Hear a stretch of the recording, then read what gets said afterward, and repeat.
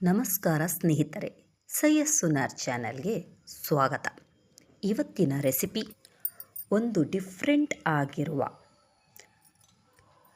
Brahmi chutney recipe ತೋರಿಸಿಕೊಡುತ್ತೀನಿ.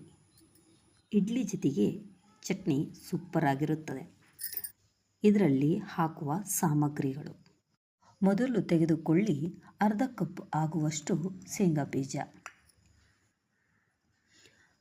ಅರ್ಧ ಕಪ್ಪು ಪುಟಾಣಿ ಅಥವಾ ಕಡಲೆ ಬೀಜ ತೆಗೆದುಕೊಂಡಿದ್ದೇನೆ. ಟೊಮಾಟೊ 6ರಿಂದ 8 ಮಧ್ಯಮ ಗಾತ್ರದ ಕಟ್ ಮಾಡಿ. ಈ ಚಿಕ್ಕ ಟೊಮಾಟೊಗಳಲ್ಲಿ ಬೀಜಗಳು ಇರುವುದಿಲ್ಲ ನೋಡಿ. ಸ್ವಲ್ಪ ಬೆಳ್ಳುಳ್ಳಿ, ಒಂದು ಚಿಕ್ಕ ಗಾತ್ರದ ಈರುಳ್ಳಿ, ಹಸಿಮೆಣಸಿನಕಾಯಿ 5ರಿಂದ 7, ಒಣ ಕೊಬ್ಬರಿ 5ರಿಂದ 10 ಬ್ರಹ್ಮಿ ಎಲೆಗಳು. ಇದೆಲ್ಲ ಚಟ್ನಿಗೆ ಬೇಕಾಗುವ ಸಾಮಗ್ರಿಗಳು. ಮಾಡುವ ವಿಧಾನ: ಸ್ಟವ್ ಮೇಲೆ ಒಂದು ಫ್ರೈ ಪ್ಯಾನ್ ಇಡಿ. ಅರ್ಧ ಕಪ್ ಆಗುವಷ್ಟು ಹಸಿ ಶೇಂಗಾ ಬೀಜ ಹಾಕ್ಕೊಂಡು ಇದನ್ನು ಮೀಡಿಯಂ ಫ್ಲೇಮ್ನಲ್ಲಿ 2 ನಿಮಿಷ ಹುರಿಯಿರಿ. ಶೇಂಗಾ ಬೀಜ ಸ್ವಲ್ಪ ಕ್ರಿಸ್ಪಿ ಆಗಬೇಕು ನೋಡಿ, ಈ ಥರ. ಅರ್ಧ ಕಪ್ ಆಗುವಷ್ಟು ಕಡಲೆ ಬೀಜ ಹಾಕ್ಕೊಂಡು ಇದನ್ನು 1 ನಿಮಿಷ ಹುರಿಯಿರಿ. ಬಿಸಿ ಬಿಸಿಯಾಗಿರುತ್ತದೆ. ಶೇಂಗಾ ಬೀಜದ ಸಿಪ್ಪೆ ತೆಗೀರಿ.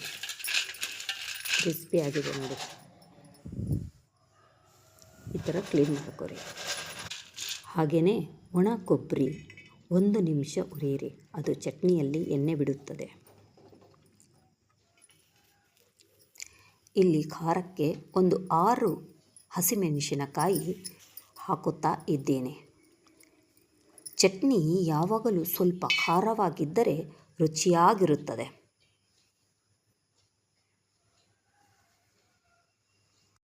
6ರಿಂದ 8 ಮಧ್ಯಮ ಗಾತ್ರದ ಟೊಮಾಟೊ ಕಟ್ ಮಾಡಿ 3 ನಿಮಿಷ ಹುರಿಯಿರಿ.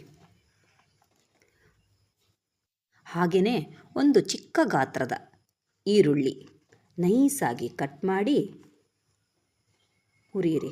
1 ನಿಮಿಷ ಮಾತ್ರ, ಸ್ವಲ್ಪ ಬಿಸಿ ಆಗಬೇಕಷ್ಟೆ.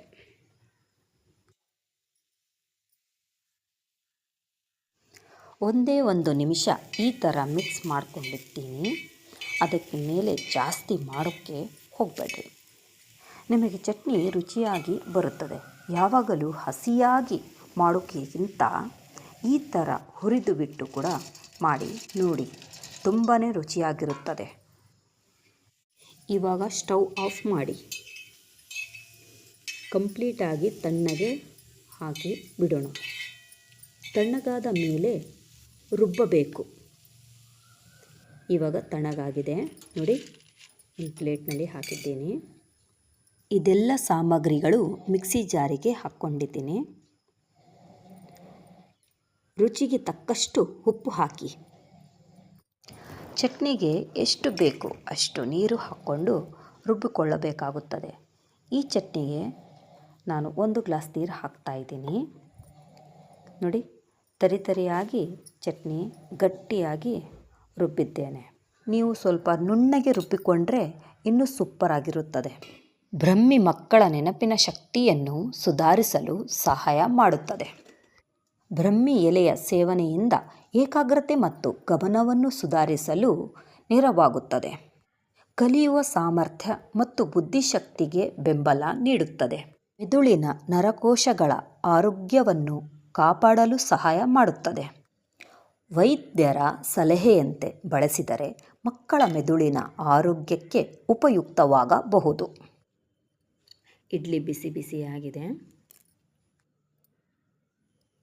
ನೋಡಿ, ಎಷ್ಟು ಮೃದು ಆಗಿದೆ. ಈ ಚಟ್ನಿನ ನಾವು ನೀರು ಚಟ್ನಿ ಥರ ಕೂಡ ಮಾಡಿಕೊಳ್ಳಬಹುದು. ನಾನಿಲ್ಲಿ ಗಟ್ಟಿ ಚಟ್ನಿಯಾಗಿ ಮಾಡಿದ್ದೀನಿ. ನಿಮಗೆ ಯಾವ ಥರ ಬೇಕು ಆ ಥರ ಮಾಡಿಕೊಳ್ಳಿ. ಎಣ್ಣೆ ಇಲ್ಲದೆ ಬ್ರಹ್ಮಿ ಚಟ್ನಿ ರೆಸಿಪಿ ನಿಮಗೆ ಇಷ್ಟವಾದರೆ ನಮ್ಮ ಚಾನಲ್ಗೆ ಲೈಕ್, ಸಬ್ಸ್ಕ್ರೈಬ್ ಮತ್ತು ಶೇರ್ ಮಾಡಿ.